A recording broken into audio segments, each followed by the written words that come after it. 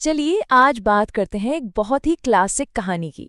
एक ऐसी कहानी जो हमें छिपी हुई काबिलियत और उन हीरोज के बारे में बताती है जिनसे किसी को कोई उम्मीद ही नहीं थी। ये कहानी है तीन चमत्कारी दोस्तों की। कहानी की शुरुआत ही होती है एक ताने से। एक पिता अपने ही बेटे दीनानाथ से कहता है, काम का नाकाज का, दुश्मन अनाज का। सोचिए, यहीं से हमें पता चल जाता है कि हमारा जो हीरो है दीनानाथ, उसे कोई नहीं समझता। मतलब वो एक अंडरडॉग है। तो सीन कुछ ऐसा है कि दीनानाथ कोई 20 साल का नौजवान है और उसके पास ना एक बहुत ही अनोखी कला है, एक टैलेंट, और उसका एक सपना भी है। लेकिन दिक्कत यह है कि उसका सपना उसके परिवार की उम्मीदों से, आप कह सकते हैं, बिल्कुल मेल नहीं खाता। और यहीं से कहानी का मेन कॉन्फ्लिक्ट शुरू होता है। देखिए, एक तरफ है उसके पिता जो चाहते हैं कि वो बस गांव में एक मामूली सा नाई बन जाए, और दूसरी तरफ है दीनानाथ जिसका सपना है अपनी स्पेशल पावर के दम पर राजकुमारी से शादी करना। अब यही टकराव, यही क्लैश दीनानाथ को मजबूर कर देता है कि वो अपना घर छोड़े और अपनी किस्मत खुद लिखे। तो सवाल ये उठता है कि आखिर दीनानाथ की ये शक्ति है क्या? वो मीलों दूर से किसी भी आवाज को सुन सकता है। अब यही वो कला है जो उसके सपनों की वजह है, और यही वो चीज है जिससे उसके पिता चिढ़ते हैं। उन्हें लगता है ये तो भाई बिल्कुल ही बेकार की चीज है। तो अब घर से तो वो निकल चुका है।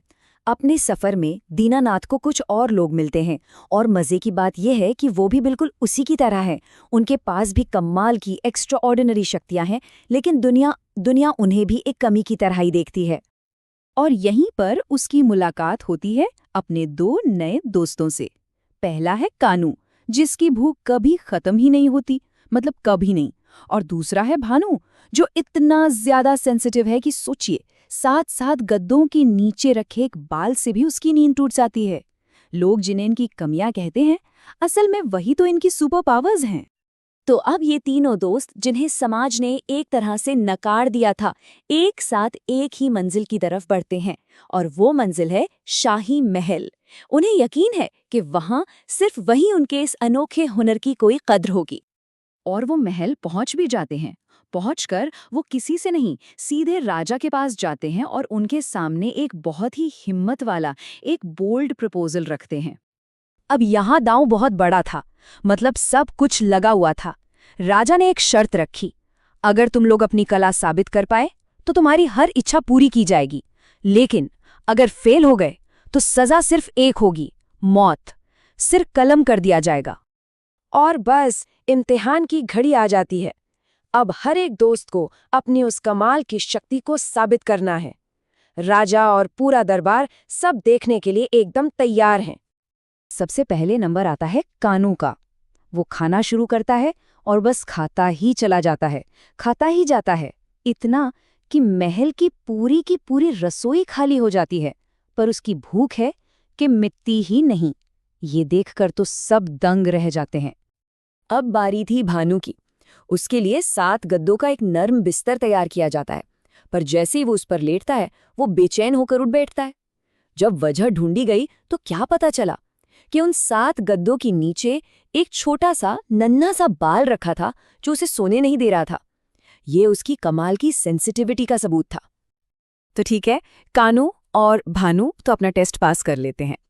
अब बारी है दीनानाथ की, और उसकी परीक्षा इन सबसे ज्यादा जरूरी, सबसे ज्यादा क्रूशियल होने वाली है। लेकिन राजा को अभी भी डाउट है। वो सोचता है, ठीक है, ये सब तो ठीक है, पर ये दूर से सुनने की कला का क्या फायदा, ये मेरे राज्य के किस काम आएगी। और बस यहीं से कहानी एक जबरदस्त मोड़ लेती है। उसी पल दीनानाथ अपनी शक्ति का इस्तेमाल करता है और कुछ ऐसा सुनता है जिससे सबके होश उड़ जाते हैं। वो महल के अस्तबल में मंत्री और सेनापति को राजा को मारने की साजिश रचते हुए सुन लेता है। वो सुनता है कि वो कह रहे हैं, आज रात जब राजा सोएगा हम उसे मार देंगे। अब सोचिए, क्या सिचुएशन है। दीनानाथ के पास एक ऐसी खबर है जो पूरे राज्य को बचा सकती है, पर वो इसे साबित कैसे करेगा? अब क्या होगा? दीनानाथ एक पल भी बर्बाद नहीं करता। वो फौरन राजा को सब कुछ बताता है और एक प्लान बनाता है। और होता भी वही है। उस रात जब मंत्री और सेनापति राजा के कमरे में उसे मारने के इरादे से घुसते हैं, तो उन्हें रंगे हाथों पकड़ लिया जाता है। दीनानाथ की वो शक्ति, जिसे सब बेकार समझते थे, उसी ने आज राजा की जान बचाई थी। और इस तरह ये कहानी अपने शानदार अंजाम तक पहुंचती है। दीनानाथ ने सिर्फ अपनी काबिलियत ही साबित नहीं की, बल्कि अपने दोस्तों के लिए भी इज्जत और सम्मान हासिल किया। राजा ने भी अपना हर एक वादा निभाया। दीनानाथ की शादी राजकुमारी से हो गई। कानू को उसे तो शाही रसोई में जिंदगी भर खाने का इंतजाम मिल गया। और भानु को मिला दुनिया का सबसे आरामदायक बिस्तर, ताकि वो चैन की नींद सो सके। तो आखिर में ये कहानी हमें क्या सिखाती है? यही कि जिस चीज को हम या समाज एक कमी, एक खामी समझता है, हो सकता है कि वही हमारी सबसे बड़ी ताकत हो।